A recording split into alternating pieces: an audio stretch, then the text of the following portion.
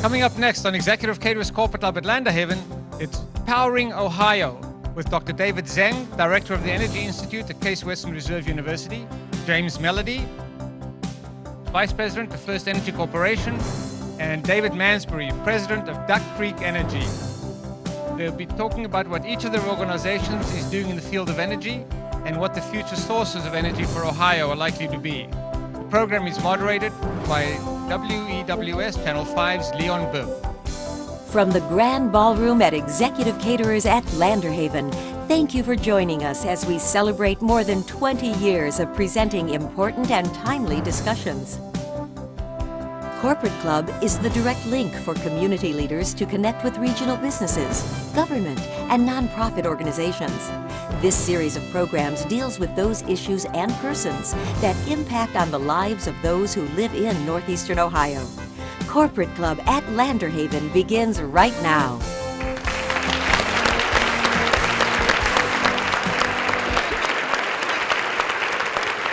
Thank you.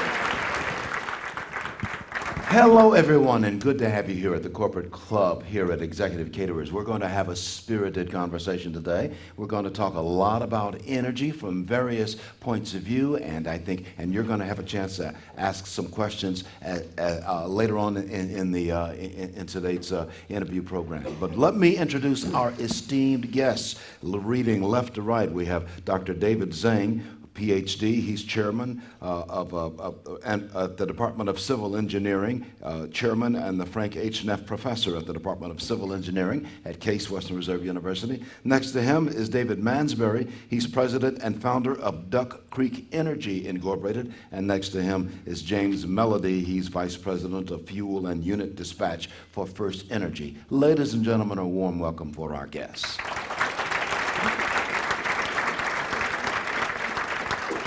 And I'm Leon Bibb from NewsChannel 5, WEWS. Good to have you with us today. Good to be a part of it.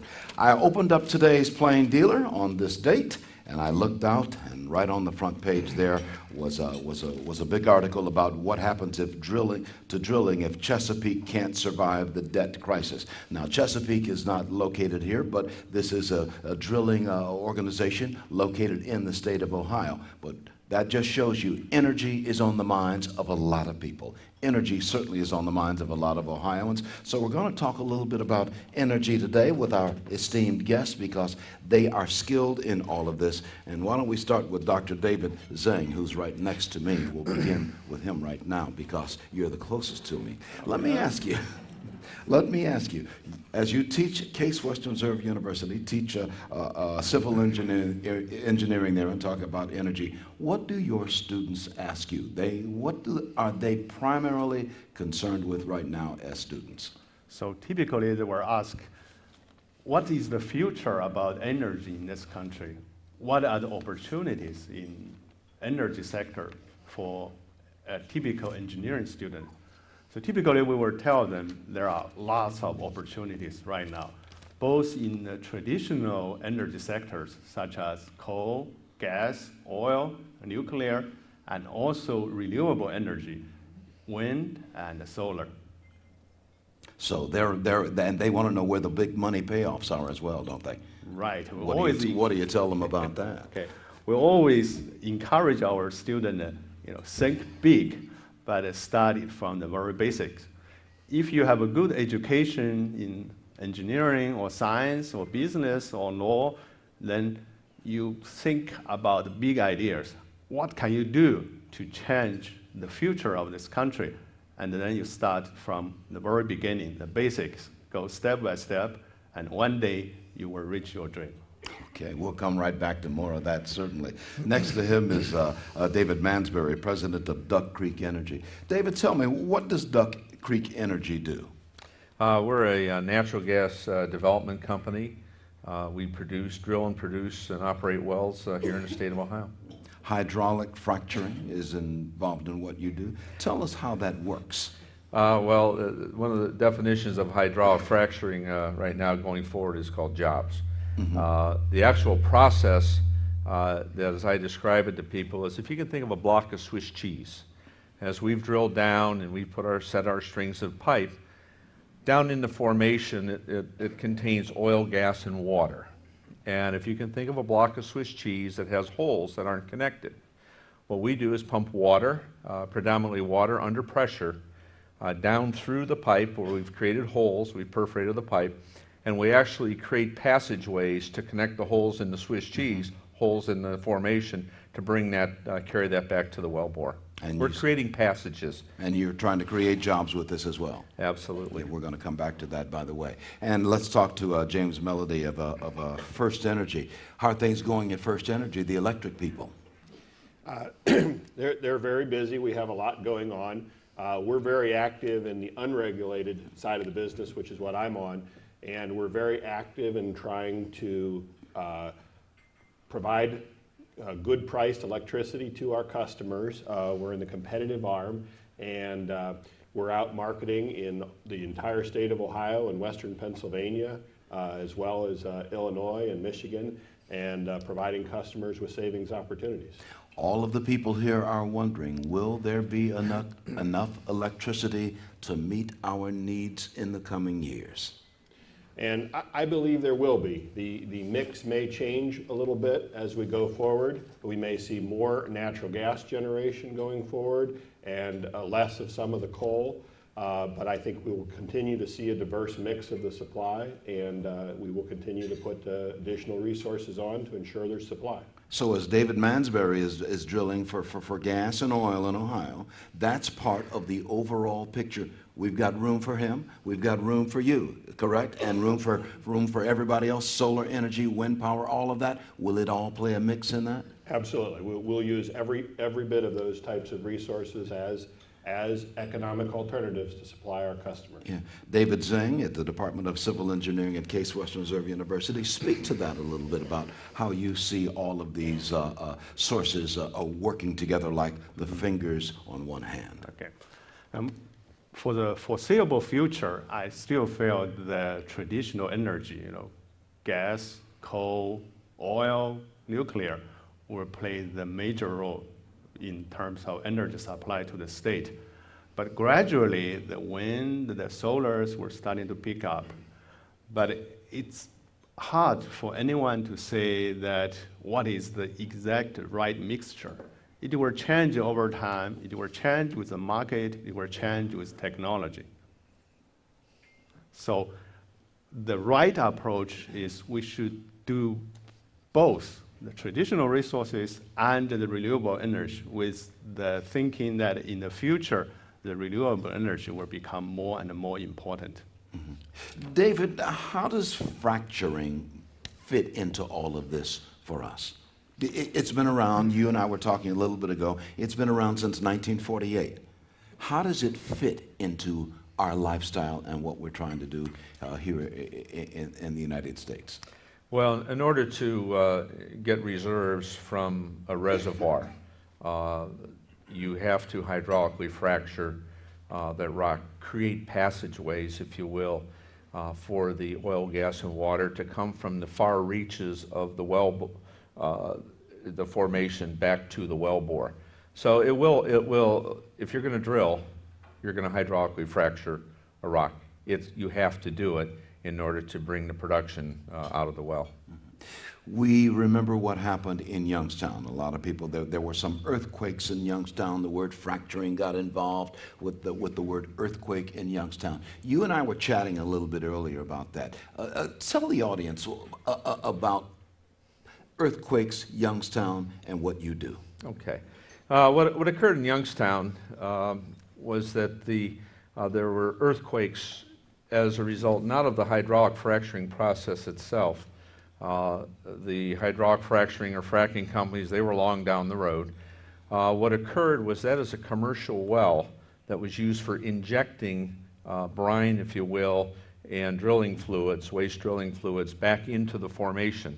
So from a hydraulic and fracturing standpoint, and some of the newspapers reported it was fracking, and that had nothing to do with it at all. It had everything to do with the fact they were injecting hundreds of thousands of gallons of water daily back into the formation. So from the standpoint of hydraulic fracturing, that's not what the problem was. They were in an area that they had some faults. They didn't know they were there. And so it created some mild tremors, which were frightening to people, as you can well imagine. But the state quickly jumped in, stopped the Ohio Department of Natural Resources, and made them plug that well. And now there are new rules that are being implemented for the permitting process of injection wells that require a little more study, if you will, prior to their approval. David Zeng, you are an earthquake specialist, we found out. Speak to what he says now. Can you agree with what he is saying? Yes. You're an earthquake specialist now. Right. What he said is basically true. I mean, even the injection well does not create earthquakes. You don't have enough energy from an injection well to create earthquakes. The energy are already stored there. So the injection well will trigger the earthquake, or it's called induced earthquake. And typically with this kind of depth and that kind of energy there, it's not going to create a damaging earthquake. Well, it's a nuisance, you will feel it, but it's not going to cause damage to your property. Mm-hmm. And by the way, in California, they feel that kind of earthquake almost every week. Almost. I'll keep that in mind the next time we travel west. Let's bring in FirstEnergy, James Mellody, in here. When I went off to college a long time ago, I don't think I took much electric with me, anything electric. Maybe there was a hairdryer. Maybe that was about it. My clock was a wind-up clock back in the old days when Abraham Lincoln and I were studying college together. And I didn't have a microwave. How about a hot pot? Oh, a hot pot. I might have had that. I might have had that.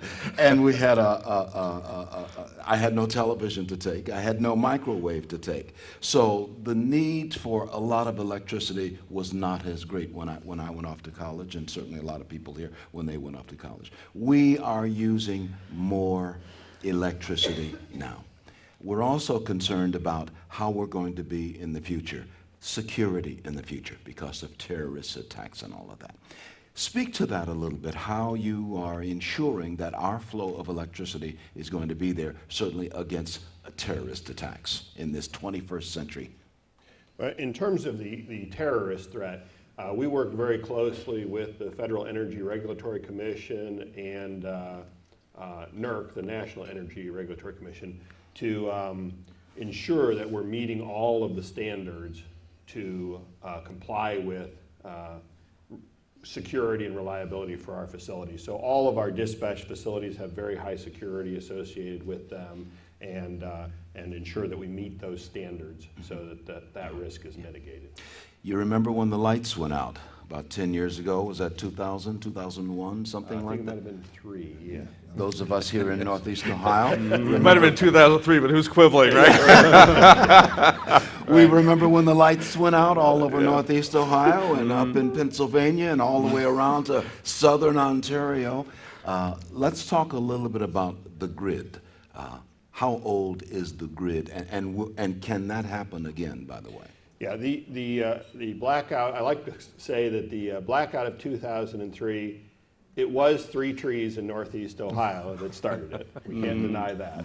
But if 3 trees in Northeast Ohio can cause that big of a problem, it might indicate that there's more at stake than just the 3 trees. Right. So we have been very aggressive since then as a company in doing tree trimming and making sure that we have very good clearances so that we are not the cause of any event like that. And in addition, we work closely with the regulators on the design of the transmission grid to ensure that it provides the design necessary and the reliability necessary to make sure these things don't happen again. This electric grid is 50 or 60 years old. Yes. Aren't we about time for an update and an upgrade on it? Are we continually upgrading it? There are continual upgrades going on and continual evaluations going on, and I think there is going to continue to need to be investment in that transmission grid. How do we rebuild this infrastructure or improve this infrastructure? What's it going to cost? What's it going to cost the people sitting out here? And I'm actually not on that side of our business, so I'm not as familiar with that, but I can say that what we do is we work with the regulators to develop the most cost-effective solutions to enable the grid to be upgraded as necessary to meet the demands. And so it's an ongoing process. It's done through the regional transmission organization, which is known as PJM in this area, and with FERC, and to try to allow those upgrades to be done most cost effectively. Dr. Zeng, you want to comment on that, about the need to continue to upgrade our infrastructure? Right. I mean, in this country, not only the power infrastructure, the infrastructure for highway, for bridges, for airport, for port, is in a similar kind of situation. Basically, all the infrastructures are old, and as a nation, we need to think about innovative ways. How are we going to rebuild the infrastructure to make America competitive again? Let's go back to the fracturing process. I want you to look into your crystal ball. I want you to look into your crystal ball and tell me what you see on the horizon, where you see your part of the industry as being in the coming years as we approach 2020 or 2030. Well, I think the opportunity as we approach the next 10 to 20 years is significant for the development of shale. It's not only in Ohio and Pennsylvania, New York, it's up in North Dakota, it's down in Texas and then Wyoming and Louisiana and Arkansas. There are many areas of shale development that are occurring. Hydraulic fracturing is a necessary part of that process. And as part of the regulatory part of the process as well is, we want to make sure we got it right and that we do it safely. And there's been close to 800,000 wells drilled and hydraulically fractured in this country, and without incident, by the way, no proven incident to fresh water. Generally, it's a well construction problem, not the hydraulic process itself. But you have to liberate the oil and gas from the rock, and it's necessary to do that with hydraulic fracturing. It's a total integrated part of the development of a well. Do we have as much natural gas in the United States as Saudi Arabia has oil? Actually, from what they're projecting, the answer is yes. In fact, they're looking at the state of Ohio itself with the shale. And not only from a natural gas, Ohio is on the wet side of things. In other words, the liquid side, the oil side of things.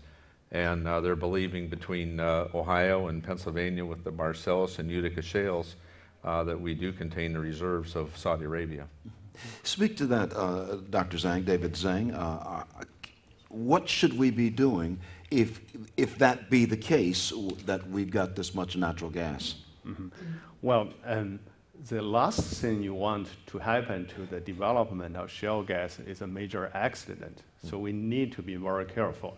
Even though more than 800,000 wells has been drilled by hydrofracking and there has been no accident, but typically it's just take one major accident to significantly damage the industry. You think about the BP Deep Horizon accident. It's just one. It cost $20 billion to BP. So this is a very important industry for Ohio, but at the same time, we have to move ahead very carefully, make sure we are doing everything right so that no major accident will never happen. James Mellody, you want to weigh in on this as well? Yeah, I think, again, we have to work very carefully in all of our industries to ensure the safe and reliable practices are applied, and that we apply best practices to ensure that things are done in a way that benefits the communities we serve and doesn't create any risks. Okay. They mentioned the best practices. The Ohio Department of Natural Resources has come out effective August 1st with new rules, if you will. They've published them this past week for shale, for conventional wells as well. So they're constantly looking at this, and there are regulators that we are under with their jurisdiction over us. They're under a lot of pressure to make sure that the performance that goes on out in the field is top performance and adheres to best practices. We will come back to this discussion. This is called Powering Ohio. We're going to take a break. We'll be right back after these words, especially for you.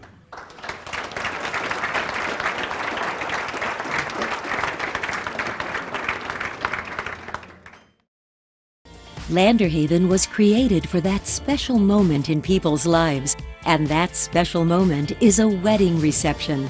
From the concept to the decorations to the entrance down the staircase, creating the magic with great service, fine wine and food, an elegant wedding cake, beautiful grounds and gardens, unforgettable images. For a wedding reception you'll always remember, Executive Caterers at Landerhaven. Is it getting so frustrating at your office that it's harder and harder and harder to get any work done? You need services you can count on, starting with business class phone from Time Warner Cable Business Class. Get business class phone and receive up to 6 months free internet or cable TV. Why put up with more frustrations than you have to? Enjoy our reliable solutions. Get business class phone and receive up to 6 months free internet or cable TV. Time Warner Cable Business Class. You live in Ohio, you work in Ohio, and when you have questions about your health insurance, you like talking with someone who's right here in Ohio. That's why you carry the Medical Mutual card. Our card comes with the best customer service anywhere. More than 2,700 dedicated employees are right here in Ohio. It's our job to take care of your healthcare needs, so you can focus on what's most important, getting well. Medical Mutual, the official health insurer of the Cleveland Indians, Cavaliers, and Browns. It's heard from the 52nd floor of the Terminal Tower and out past Lock 29, in an 18-wheeler heading west of the Firelands and in a pub in North Perry. If you listen, you can hear the sounds. It's the sound that tells us what's around the corner. It's the sound of our own backyard, the sound of home. It's the sound of ideas. Join us tomorrow on The Sound of Ideas, the region's premier talk show, starting at 9 a.m. on 90.3 WCPN, your all-day brain food. Thank you. Good to have you with us. We're continuing our discussion right now with Dr. David Zeng, who's chairman and Frank H. Neff professor of Department of Civil Engineering at Case Western Reserve University, seated next to me. And next to him is David Mansbury, president and founder of Duck Creek Energy. And sitting next to him is James Mellody, vice president of Fuel and Unit Dispatch for FirstEnergy. I'm Leon Bibb, and we continue our discussion. Let me go back to James Mellody over here at FirstEnergy. Your company, FirstEnergy, do the electric people ever sit down with the gas people and sit down with the oil people and talk about the overall picture of what's going on in this country? Yeah, we meet with a lot of our suppliers, natural gas and coal, and we don't have as much with the oil, but with the natural gas and the coal, and we do a lot of discussion about where we think things are headed and what are the best opportunities and where are shared opportunities for both of us in the evolving markets.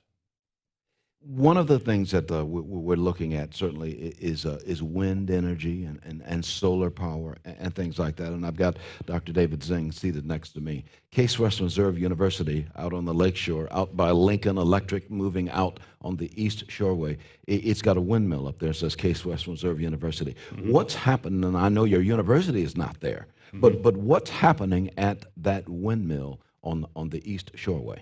Okay, and at the Case Western Reserve University, we have this Great Lake Energy Institute. We are doing research related to wind energy, trying to reduce the cost, because right now the energy generated by wind is still too high. It's not competitive enough. So we are doing lots of research related to wind energy. And also in Cleveland area, well, in Northeast Ohio, we are sitting next to a gold mine of wind energy. That is Lake Erie. Lake Erie itself has about 70 gigawatt of potential wind energy. Now, how much is that now? Gigawatts. Gigawatts, yeah. 70 gigawatts. Right now, the total capacity in Ohio is about 36 gigawatt. So theoretically speaking, the wind energy alone can provide enough electricity. But in order to get there, there are two major challenges. The first one is cost. You have to develop new technology to reduce the cost from right now is about 25 cents per kilowatt hours below 10 cents per kilowatt hours in order to be competitive. And the second one is you have to develop technology for energy storage, because without energy storage, the wind, you have a good day, lots of wind energy, a good time during the day, lots of wind energy. But how about when there's no wind at all? What are you going to do? So you need to have energy storage facilities. You could put in another one of these panels together, perhaps. Yeah. Will we see farms of windmills in Lake Erie? You said that Lake Erie is a gold mine of. We've got a gold mine of energy, and we've got a gold mine of coal in Ohio. Will we, and natural gas? Will we see farms of windmills out on the horizon at Lake Erie? That's the plan, but I don't know when this we call it a dream will come true. I mean, right now there are companies in Northeast Ohio like NeedCo is developing this plan to make wind farms in Lake Erie. I mean, it will depend on number of things to happen in order for this plan to come true. I mean, the support from government for research and development, the participation of private industry, and also the support of utility companies. But right now, it looks like this plan will move ahead. Speak to the. You've pulled out some notes here now. To power a community of 100,000 people for 1 year, 241,000 solar panels on 2,900 acres, or 724 wind turbines on 1,600 acres, or 20 onshore gas wells on 8 acres. Explain that. Now, this is from, who is this from? That's from the Ohio Oil and Gas Association's education division. It's called OGEEP. And they put together basically just to give people an idea of environmental footprints and what you could look for and what it could mean. And obviously it's a little self-promotion on our part that we have a presence there during the drilling process and completion. But when we leave the site, in many instances that we leave a very small footprint on the environment. Why won't the industry in fracturing reveal the chemical agents that are used in the fracturing process?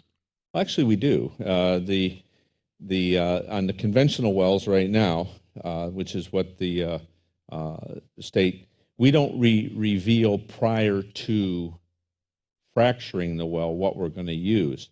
And you say, well, why would that be? What's the secret? Well, part of it is before we drill the well, we don't know the size of the formation ultimately that we're going to get into. Is it going to be 20 foot thick? Is it going to be 8 foot thick? And that has every bearing on the volume of chemicals that you would use in there. But all the chemicals themselves are listed online. There's no question about that. We have to file our completion forms with the state of Ohio, which does list the actual volumes of those wells. And what's going on now is that's on the conventional side of things. Now on the horizontal wells, again, that is new technology, as Dr. Zeng points out. They're developing this. They're developing actually what these chemicals are and what's going to be effective, if you will.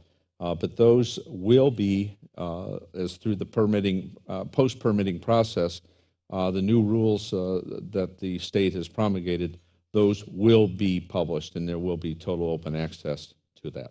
I got a quote here that says that you contend that the news media hate a good frack job. Absolutely.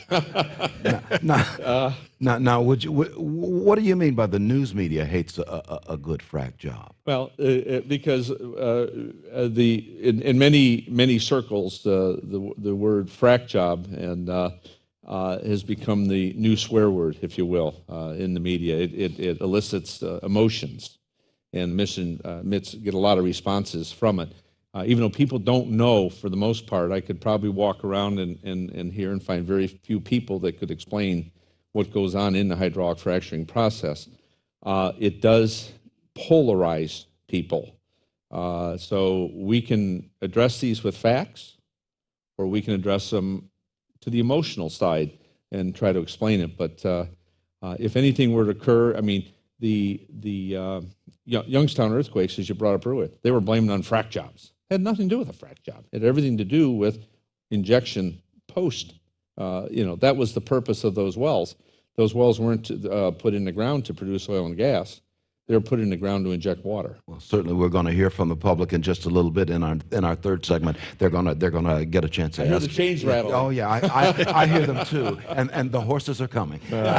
Probably. Let's go over to James Mellody again. We are so dependent in this country on oil from the Middle East. We're involved have been involved with a couple of wars over there in the last decade or so in the Middle East.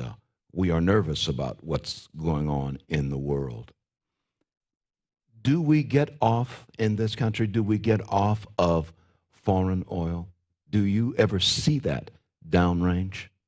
I think our best opportunity for getting off, or at least significantly reducing our dependence on foreign oil, is to utilize all of the natural resources we have in this country. We have tremendous natural resources in coal. We have tremendous natural resources in natural gas. We have the renewable resources that can be tapped into. I think to the degree we allow the utilization and expansion of all of the natural resources in this country puts us in the best position going forward. You agree with that, Dr. Zeng? Yes, I think so. And of course, at the same time, we need to think about what are the technologies we need in order to reach energy independence. For example, right now we have a large resource in natural gas. If some of our automobiles can use natural gas as the fuel rather than petroleum, then that probably will reduce our oil import significantly. Speaking of automobiles, just the other day, the city of Cleveland announced that it was installing its third electric station. I want to say third electric gas station, but you know what I mean. Third electric station for your electric car. The Chevrolet Volt is powered by electricity and a little gasoline on the side, I suppose. But are we going to see, as we see more and more electric cars coming online, will you guys be able to handle it? I mean, we drive a lot in this country. We use a lot of fuel in this country. If we go over to the electric side on our automobiles in the coming years, will you guys at FirstEnergy and your colleagues in other areas of the country be able to supply our needs? There's a tremendous amount of our generation during the nighttime hours that's at reduced output levels, just because the natural usage of our customers drops off substantially, especially between the hours of like 1 a.m. and 4 a.m. There's a huge drop off in the electric utilization. That time window could be used very extensively to charge cars overnight and provide that type of resource. Do you study these kinds of things as we get more electricity or more electric cars online, or do you project into the future? We're constantly evaluating all the drivers of the market and what allows us to capture those. So yes, we're looking at this one as well. Look into your crystal ball. Where do you see us as going? Where do you see us as going in Ohio regarding all of this energy, this gold mine, as it has been labeled? Where do you see us as going? I think we're going to continue to rely on a diverse mix of generation supplies. We're going to continue to rely on the traditional generation sources, and we're going to continue to expand the renewable resources. And I think that mixture provides a good, stable, reliable supply to most benefit the customers. And that's both the residential customers and the large industrial customers who are dependent on that cost-effective electricity to bring new jobs and new opportunities into the state of Ohio. Speaking of costs, I get a letter from you guys at FirstEnergy every month, and I write you a letter every month with a check in it. And we thank you for that. And I'm appreciative for the electric lights that you're able to supply. But the people out here are wondering, what's it going to cost for all of these things, this infrastructure that we've got to rebuild, this new grid that we've got to rebuild, these fracturing processes that we see in Ohio. And they're wondering, what's it going to cost them? Will they be able to foot the bill? What do you think? I think a good thing to keep in mind is the state of Ohio is right now in a transition from, on the generation side, from what was a regulatory model where government agencies set the price for the electric energy you produce, to now where it's being set by the marketplace, and we have to compete to win our customers. That is creating a huge ability to incent these new technologies in a creative way that can actually save the customers money. And so we're out there looking for creative solutions, creative ways to meet the environmental requirements, creative ways to run our power plants that enable us to actually offer savings at these times. David Zeng, professor of the Department of Civil Engineering at Case Western Reserve University. Can we do all of these things and be environmentally friendly at the same time? And the answer is yes. I mean, as long as we don't rush things, everything comes out, we have to do a careful evaluation, and by using new technology, by putting in monitoring systems, by have quick response teams available. So if there is a minor accident, we can control it. We can use new technology to monitor it to prevent a minor accident become a major accident. What's is there a downside to any of what we're talking about? Oh, I mean, everything has the upside and the downside. I mean, when you have government regulations, when you have all this requirement for monitoring, etc., the cost will go up. So what is the right balance? Typically, the answer to that question is probably billions of dollars. Mm-hmm. Yeah. So we have to be very careful and get all the public involved, get all the industry involved, find the right mixture of both innovative, quick development, at the same time taking care of our environment. Uh-huh. David Mansbury, agreement on your part? You agree with what he's saying? Yes, safety, in our business is paramount. And the oil and gas industry generally, and should not be, they're not awarded a free pass. Okay, we can do 100 attaboys, but I'll be careful here. All it takes is one aw heck, and that kind of takes anything you've done and washes it away. But yes, I think a balance has to be there. And again, in this case, the Ohio Department of Natural Resources understands we got a lot coming at us. They're tripling the number of inspectors. They've rewritten a lot of the laws, but those laws are also going to be fluid from the standpoint that as things go and changes are required, they've left enough flexibility in them. Administratively, they will make those changes. Speaking of administration, does it matter, the administration that's in power, as to what happens? I think it does, from the standpoint that we want to foster an administration. Much of the claims are being made now is, look at all this oil and gas development that's gone on. Well, most of it has gone on private lands and not on federal lands. And I think a balance has got to be reached, whether at the state or federal level, that says that recognizes that we've got to address the energy needs of this country. It also presents wonderful job opportunities as well as security opportunities. Well, we're going to continue our discussion in just a little bit. In fact, in just a little bit, we're going to open up the question to the floor, and you here in the audience, here at Executive Caterers at Landerhaven at the Corporate Club, will get a chance to ask your specific questions. We'll try and squeeze in as many questions as we can.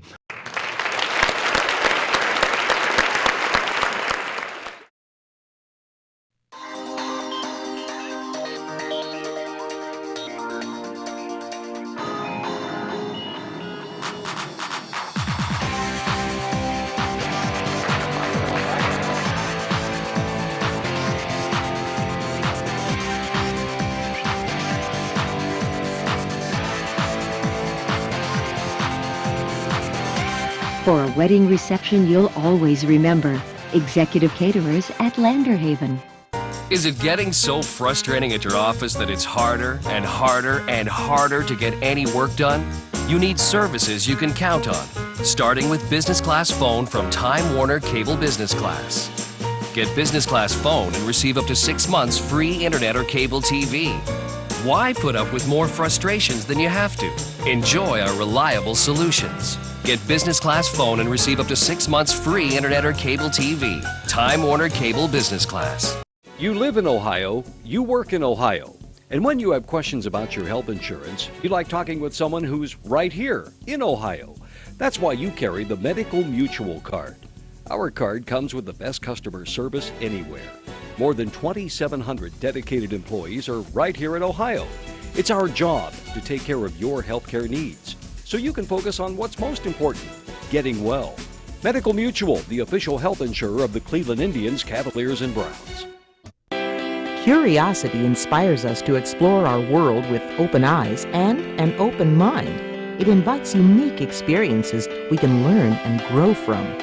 It's an essential root of our culture. So, when does culture meet with curiosity? Around noon. Listen with curiosity. Join the conversation tomorrow around noon on 90.3 WCPN, your all-day brain food. Landerhaven was created for that special moment in people's lives, and that special moment is a wedding reception. From the concept to the decorations to the entrance down the staircase, creating the magic with great service, fine wine and food, an elegant wedding cake, beautiful grounds and gardens, unforgettable images. For a wedding reception you'll always remember, Executive Caterers at Landerhaven. And we are back. Good to have you with us as we're talking about powering Ohio. And once again, let me introduce our guest, Dr. David Zeng, who's the chairman of the Department of Civil Engineering at Case Western Reserve University, David Mansberry, president and founder of Duck Creek Energy, and James Mellody, vice president of Fuel and Unit Dispatch for FirstEnergy. Here's the opportunity for you to get a chance to ask your questions. I've got microphones out in the audience. And I've got a question right over here. If we can get a microphone right over here to this one here, and we'll take your question. You can stand, please. Yeah, that helps us. The hydraulic fracturing, how do you know once you guys start drilling that you're going into those pockets where those pockets are without deviating from any particular route? Well, that's a good question. The typically what goes on a vertical well, it's we call ourselves historians because there's a lot of geologic records dating back into the mid-1850s, if you will, that's maintained by companies, but more importantly, maintained down in Columbus by the Department of Natural Resources. So we have a general idea of, a pretty good idea of where we're going, the depths, and when we're going to encounter it by location, by county, by township. Once we get in, and that's on a conventional vertical well. Now, what happens on the horizontal wells is that they'll go down there and they'll go down and they'll turn the motor. They have actually downhole motors that turn to get into the formation that may be 6,000 feet under, and then they want to keep it plus or minus 3 or 4 feet on a straight drive for another 6,000 feet under the earth. And they use them with motors. They use GPS systems, if you will, to go ahead and keep it on par right on through that formation. It's an amazing technology that didn't exist 10 years ago. So you go down, and then you can go... Turn left. Turn left. Turn left at the corner right, down left. there. We've got a question over here, and if you'll ask your question. Sure. This question is for Dr. Zeng. You know, we hear a lot about solar energy and wind energy, but I'm wondering how much emphasis is being put onto research into capturing energy from waves. I know there's a company in Tremont that is working on a collection device for that, and I was wondering how much, you know, people are studying that now. Okay, thank you, and that's a very good question. You know, tidal wave energy is also part of the renewable energy and has some potential, especially in places like the coast of California, Hawaii. But right now, still the energy density and also the cost is still very high. So this is still at the development stage. And there are places like in Europe and a couple of other countries are developing this tidal wave energy, but it is still at an early stage. Okay. We've got a question down there in the left field grandstand, right down the way there. Ohio has Ohio has various federal research laboratories such as Wright-Patt, NASA Glenn, and world-class universities like Ohio State and Case. What role can these institutions play to facilitate the usage of various forms of energy? That's anybody want to take that? You want to take that? And all right, that's a very good question. I mean, in order to make both the traditional energy and the renewable energy competitive, we have to develop new technology. And especially true right now for the renewable energy because the cost is really too high to be competitive. So these research institutions and universities, government labs, and also private industry are trying to develop new technologies to reduce the cost. Even in traditional energy like shale gas, we also have research activities going on to develop technology that we're monitoring the performance of the wells and make sure if there is a leakage, we can capture it very quickly and then we can, retrofit in the leakage so that it won't damage the groundwater. we've got a question over there, far into the right field corner. I'm wondering about the research that's being done on the technologies for renewable energies at Case. Is that research done in any sort of international collaboration with partners who have developed it in other countries? We're always looking for a partnership with international, universities through education and research.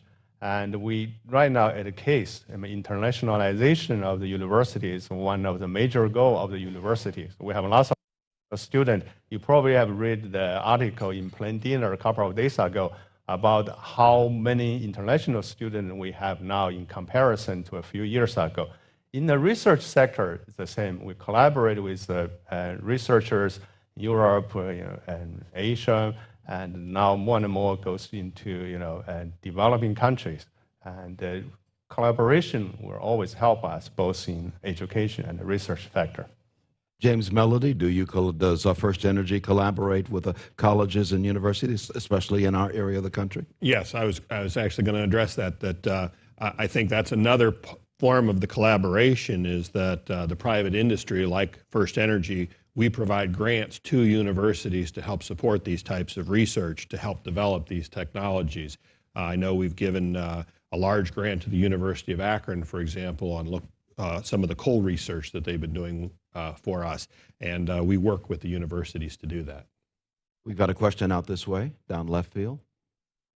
Hi, gentlemen. Thanks for being here. In Geauga County, where I live, there's quite a bit of negativity towards the fracking. Signs up all over the place, stop fracking, accusations that well water has been contaminated, the house a couple of years ago in Russell Township that blew up. How do you address those? Is it simply not true, some of the things that the opponents are bringing up? Is it much ado about nothing? Is there a middle ground?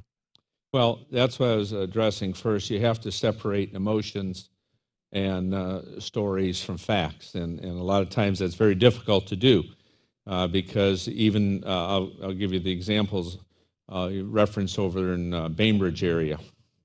There was fracking, blew up the house and everything. That was the initial story on it, but the facts that came out after investigation found that was a well construction problem that had nothing to do with hydraulic fracturing. Okay, that story doesn't get carried forward because it really doesn't stop the people that are the anti-fracking crew, if you will. That doesn't fit their agenda. The facts are on conventional wells. There's been, like I said, over 800,000 wells hydraulically fractured, dating back to 1948, and in fact in Ohio, dating back to 1954. So these are issues that have to come up, that have to be addressed. But certainly, you're not going to make believers out of people that have just closed their eyes and say it's not there. Oh, the one that's famous right now is over in Pennsylvania with the Dimmock wells over there, and there's 20 people, and they all had their water poisoned, and you know, you address that.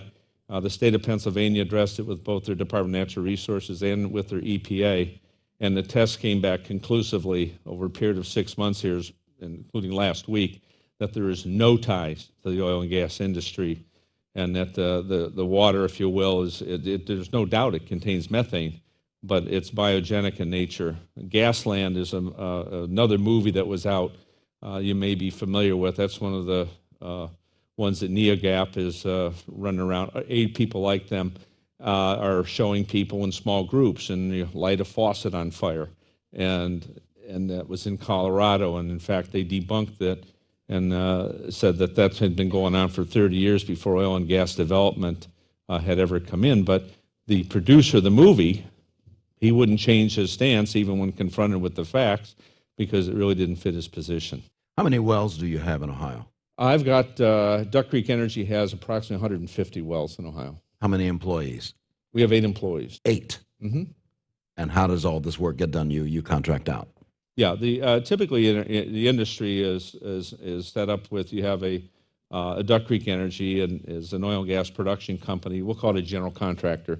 And then you subcontract out the drilling contracts, the hydraulic fracturing contracts, the cementing, out to different parties, and you can coordinate the construction of the well itself. I've got a question down here, right down the right field grandstand, from a young man. Yes, Joshua Russ from Glenville Academy. My question is, does your company think that water can be the new fuel? That water can be the new fuel? Yes. And who's your question to? Fuel energy. FirstEnergy. FirstEnergy. Can water be the new fuel, he asked. Can water be the new fuel? And we have a fair amount of pumped hydro in our system that we use. It's an energy storage medium that we use. We'll actually pump water up at night and then run it back down during the day to generate electricity. There are limited opportunities in this part of the world for actual what we call run-of-river hydro, which is the traditional dam that generates electricity. There isn't enough elevation drop to do substantial generation with water in this part of the country. There are parts of the country, of course, out west and in places where there's substantial generation from water. Where there is a big drop of water. Right. I'm thinking Niagara Falls, Buffalo, right. New York, Niagara Falls. Is their electricity cheaper than ours? Absolutely. It is? The generation of that electricity, there is no variable cost to generating that electricity. You're just running the water through and generating the electricity. So it's just a matter of competing against the cost of maintaining the equipment there. Okay. Leon, may I go right ahead. Feel one more time here. With all that's gone on, the federal EPA, the state EPAs have concluded they have not documented one water well case directly attributed to hydraulic fracturing. So the signs out there's another agenda going on, and it may be just something simple is to stop the overall development of our natural resources in this country. And who may have the agenda for that? You know, you always follow the money. And if people don't want us to be energy independent, maybe they ought to be looking elsewhere to try to find out the source of funding for these groups. Okay, we got a question over here again. Yes. Lindell Yancey from Glenville High School. This is for FirstEnergy. What safety procedures are taken to protect the employees involved in drilling for gases and oils? In drilling for gases and oils? Yes, sir. We don't actually do any drilling of gas and oil as a company per se. We buy the gas from companies like Duck Creek and others that actually do that. So maybe I'll let you, Dave, address that if you'd like. Okay. Yeah. The number one, we have different agencies that do look out and set best practices rules, the Ohio Department of Natural Resources, the Division of Oil and Gas, the OSHA. But however, it starts first with the company. And it starts, even though we're a company of 8 people, you know, monthly, we have on Thursdays, we have safety meetings to go over with our people, anything that is current, new, prior to doing an operation. We conduct safety meetings on well sites. Before we go in and hydraulically fracture a well, we have everybody in. So there's an ongoing dialogue. Safety is not something that you pull out of the hat once a month. Safety is something that you do every day, and it has to be addressed every day with everyone within the company. And just to add to that, while we don't do oil and gas, we do operate both the electric lines and our generating plants, and I want to completely reiterate what Dave said, that safety is our top priority. We emphasize safety on every day in every way. Yeah, both your nuclear power plants, Davis-Besse on over towards the Toledo area, and the Perry nuclear power plant are online. Right. Yes. What about your coal firing plants here in Northeast Ohio? The plant in Eastlake, Ohio is online right now. The one in the more local Cleveland area, one of the older, smaller ones, is not running right now. It's one of our less efficient, less environmentally retrofitted plants, and with some of the drop-off, that one is sitting in what we call reserve shutdown at this time. But our large units along the Ohio River are all running. Ladies and gentlemen, I hope you've enjoyed the discussion. Before we conclude, I want to squeeze in Harlan Diamond, ladies and gentlemen. He's our host here at Executive Caterers at Landerhaven, the president of Executive Caterers. Harlan Diamond.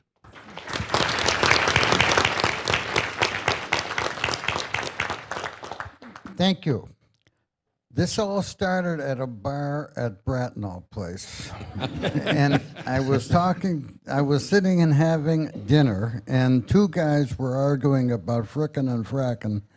And one of them was Bob Maloney, and these guys all know who he is. And I came to work the next day, and I said, I got an idea for our corporate club for May. And Christine said, what's that? And I said, frickin' and frackin'. And I did not know that Frick was the guy that invented the coal process that went into energy and making gas. But all I do know is that Ohio and Pennsylvania started the energy business in oil. And aren't you glad to be in northeastern Ohio, because we're going to save this country again. Many thanks, Harlan Diamond. Leon? As Dr. to Mr. Diamond, you're correct on the Pennsylvania and Ohio. Pennsylvania always claims the Drake well in 1861 was the first well drilled. Ohio is documented, we drilled it 4 years prior to that, and it happened to have been drilled on the Duck Creek. I'm with you. Northeastern Ohio is where it's at. As Dr. David Zeng said a little bit ago, we're sitting on a gold mine. Ladies and gentlemen, our applause for Dr. David Zeng, James Mellody, David Mansberry for Powering Ohio. Please join us on Wednesday, June 20th, as Cleveland Indians manager Manny Actor talks to Fox 8 Sports director John Telich about how his Cleveland Indians could win it all in 2012. Corporate Club is brought to you by Executive Caterers, a special place for special occasions. Medical Mutual of Ohio, Ohio's Get Well card, offering health plans for life. Time Warner Business Class, making more of every minute with the speed you need. Inside Business Magazine, your source for business in Northeastern Ohio. NewsChannel 5 on your side. 90.3 Idea Stream, the all-day brain food. HLG Computer, consulting and training. Signs PDQ, professional, dependable quality. And Jones for printing services. Supporting sponsorships are brought to you by the Greater Cleveland Partnership, a catalyst for change. Northern Ohio Chambers of Commerce. A portion of the proceeds of the Corporate Club at Landerhaven benefits junior achievement of Greater Cleveland.